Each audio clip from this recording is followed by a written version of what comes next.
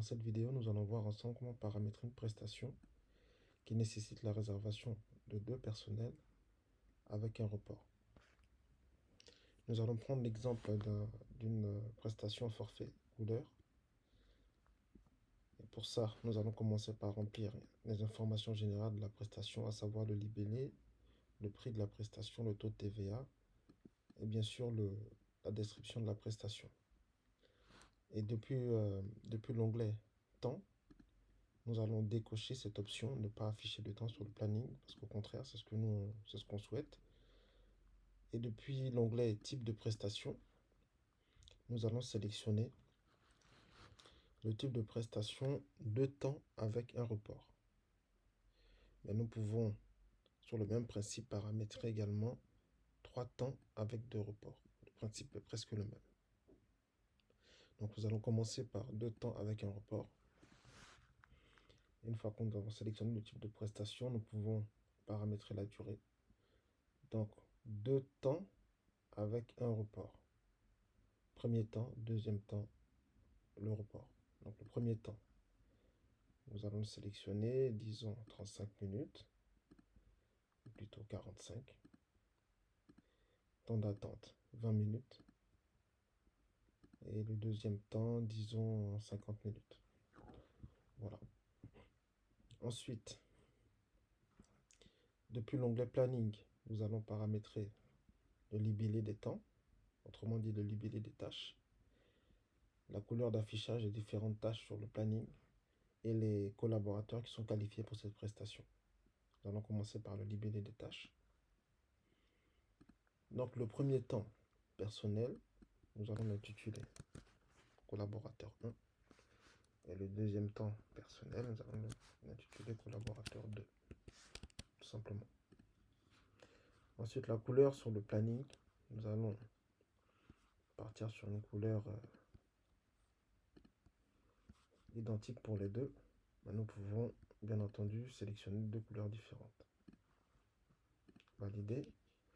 Nous allons maintenant renseigner depuis l'onglet compétences exécution des temps des collaborateurs qui sont qualifiés et qui sont réservables pour cette prestation. Le premier collaborateur, nous pouvons sélectionner ceux qui sont réservables. Nous allons dire que Dorine et Marie sont formés pour cette prestation. Et le deuxième collaborateur, nous pouvons mettre également, si c'est une tâche différente, disons par exemple si c'est pour le shampoing, on peut dire que tous les collaborateurs peuvent exécuter cette tâche. Voilà.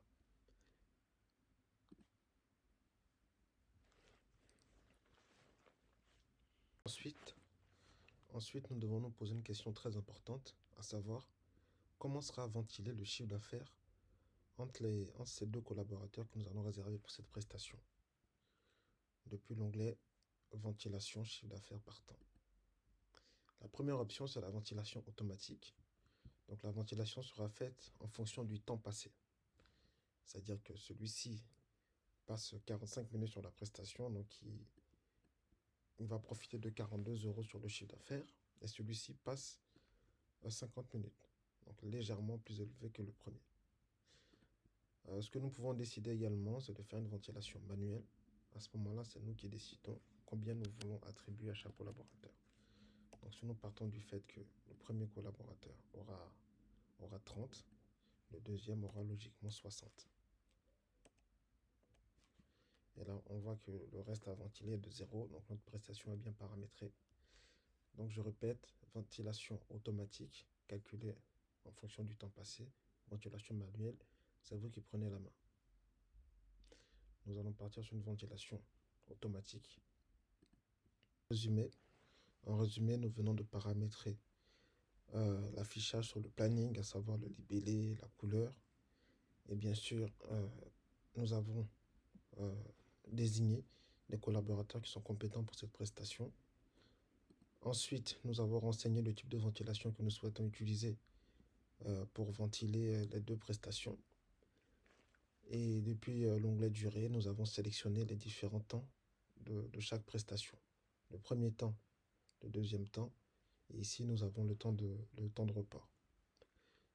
Depuis l'onglet prévisualiser, nous allons voir comment cela sera renseigné sur le planning.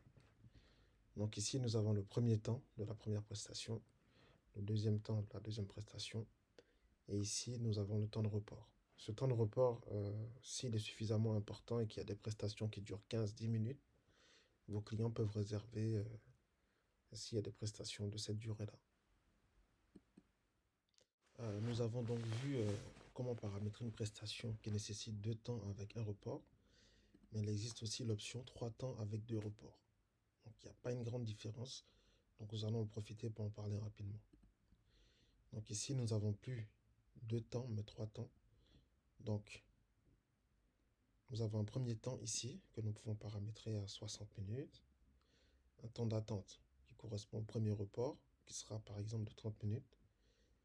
Le deuxième temps de la deuxième prestation va correspondre, nous allons indiquer 60 minutes. Et là, le deuxième temps de report ici, nous allons mettre 30 minutes également. Et ici, nous allons mettre, disons, 35. Voilà. Et si nous voulions indiquer les collaborateurs, le principe est le même. Ensuite, les couleurs, le principe est le même également. Et la ventilation, c'est encore une fois la même chose. Si on part sur une ventilation automatique ou manuelle, donc là, il est automatique. Automatiquement, il s'est mis en fonction de la durée de chaque prestation. Nous pouvons maintenant aller prévisualiser comment cela sera représenté sur le planning. Donc nous avons un premier temps ici qui sera exécuté par un collaborateur, un deuxième temps là et un troisième temps ici. Et nous avons les différents temps de report entre chaque temps.